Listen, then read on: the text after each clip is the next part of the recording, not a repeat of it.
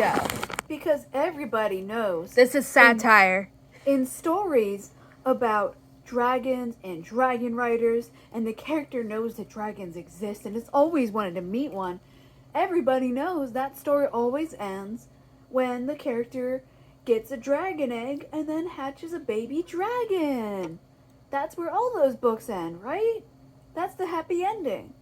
Now, with Aragon, it's different because you see, he finds a dragon egg and he doesn't know it's a dragon egg, and then it hatches into a dragon, and that's just where it just goes from there, because that's really where all of his problems begin.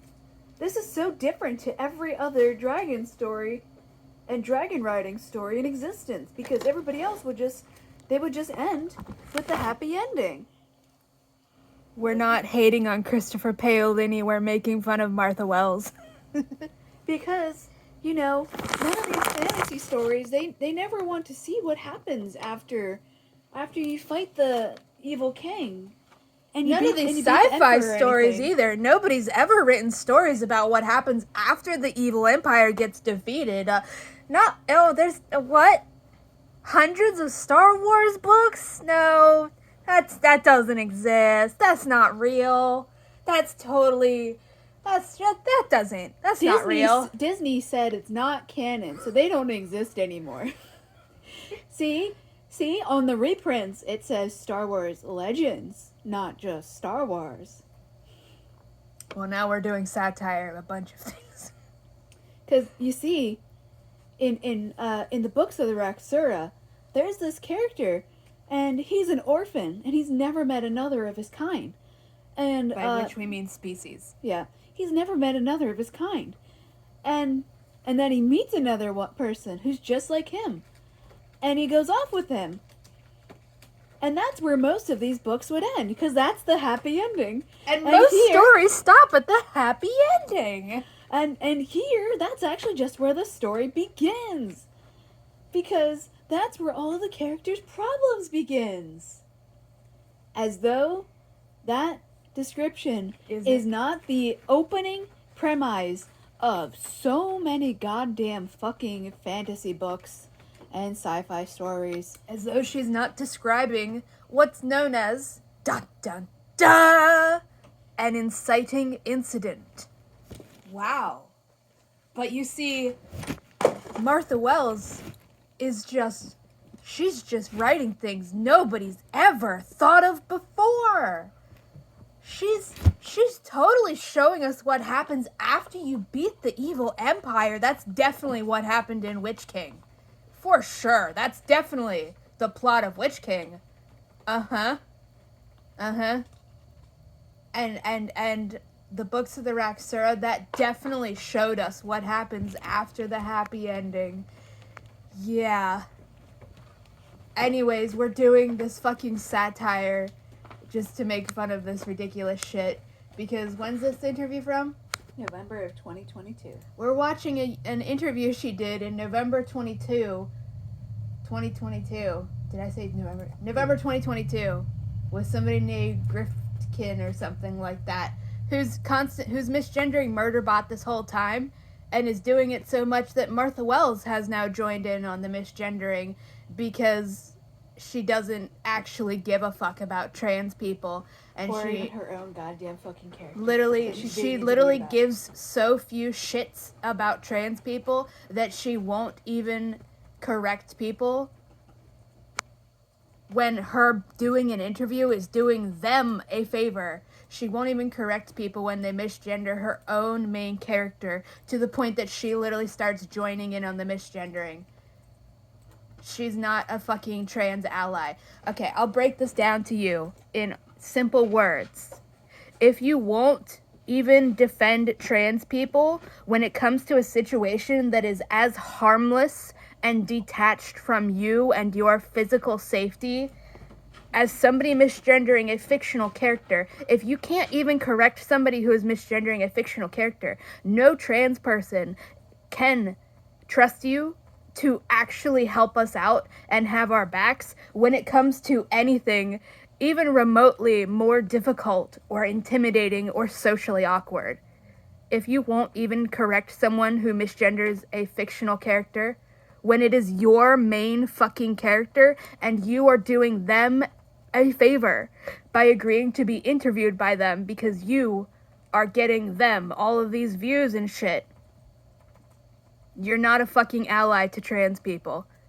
You are just fucking tokenizing us just so you can get, again, it's just queer baiting because Murderbot's not actually trans. Murderbot's not actually non-binary. It's just biological essentialism. And Martha Wells doesn't even give enough fucks about her own main character, let alone any of the trans people in her audience, to correct people when they misgender her main character. Anything else for the satire video?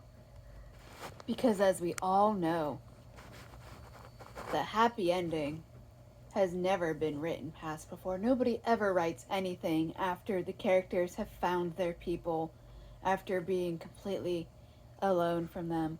That's not the God. I hate to quote her or to give her as an example, but it's very widely known to make a point of the fucking satire, as though that's not what launched a 7-book series by J.K. Rowling about a wizard finding out that he's a wizard. As though that's not the plot of, like, every fucking urban fantasy stuff. Yeah. Percy Jackson, by this definition, by any other writer, would have found out he was a demigod as the happy ending. But see, it's totally so subversive for what I can't remember his name. Percy. The author. Whatever his name. Rick Riordan. Rick Riordan. It is so subversive. Never before seen for Rick Riordan to continue telling the story. It's crazy. We're making fun of her because she's claiming that. Interesting, there's a cold breeze right here when you stick your hand here. I know, but why is it just right here? Anyways, Lady Ewa's chilling with us, I guess. Not that, well, that would be literally chilling with us. She doesn't make cold breezes, I'm pretty sure. The author's doing plausible deniability, so she may be killing people. Maybe it's just bad luck. What was I gonna say? Oh, yeah, she's claiming that Witch King starts after the happy ending, and we get to see and explore what happens after you defeat the evil empire, and then we don't do any of that, and it wasn't a happy ending in any way, and it was just shit, and now, because she will just latch on to whatever buzzwords make her books sound good in the moment. This is also why she fucking decided to release a whole interview where she tells everybody proudly that Murderbot and every other machine intelligence in the Murderbot Diaries is actually a fucking chatbot. It's ChatGPT, but better at pretending to be a person. She literally said that. Why? Why, you ask? So that she could ride on the coattails of everybody talking about generative AI and chatbots like ChatGPT. That's literally why. That's why in this fucking interview, she's saying that the Books of the Raxora starts after the happy ending, a thing that's totally a thing that is what is being described and is never before seen. Nobody's ever brave enough to show that. That's not even what happened in Witch King, first of all. And again, objectively not what the fuck is happening in the Books of the Raxora. But she's just throwing out these buzzwords and phrases just to make them seem relevant when it's not. This is why when she's talking to somebody who mostly talks about romance novels, then she'll start going on and on about how the Murderbot Diaries is totally similar to a romance novel because, checks notes, it's got all that emotional catharsis, the Murderbot Diaries. And she's saying that it's got really deep emotional catharsis and that the relationship between Murderbot and Art is definitely totally a romance, and you are correct to see it that way. She doesn't, here's the quote goes, if you stand for nothing, you'll fall for anything. Martha Wells doesn't stand for anything. Her fucking stories don't stand for anything. She will literally just slap whatever lie is convenient at the moment onto her books and label them like that, such as her desperately claiming that the Books of the Raxura is science fiction. That's not how this works. The books I fucking love science fiction that is also fantasy and vice versa. That was my favorite part of the Dragon Riders of Pern. The Books of the Raxura is not the Dragon Riders of Pern. It is not science fiction, but she's claiming it is solely because people are reading the Murderbot Diaries, and she knows that people are only reading the Murderbot Diaries from her because the rest is shit, and the flaws in the Murderbot Diaries are even more blatant when it's not in first person, which lets them make a whole bunch of excuses that they won't be making otherwise. So she claims that the Books of the Raxura are science fiction. And here's just a pro tip, everybody. Lying to people about what genre or what anything or representation is in a series, you might get people to watch it or read it, technically, sure. But they're also going to be absolutely fucking pissed off at you for lying to them, and they will hate whatever you lied them into reading or watching even more than they would have just going in without expectations, because now you've lied to them. Yeah. She will claim Murderbot is simply a literal fucking chat GPT that's better at pretending to be a person, and so is art. So is every single robot. That's why Murderbot has never made anything creative for itself. It can only copy other people's work. You know, that whole fake fucking documentary it made that we didn't even get to see? Yeah, the reason it was just stealing shit from TV shows was because Murderbot can't do anything for itself. It can only copy because it's a fucking chat GPT chatbot, according to Martha Wells.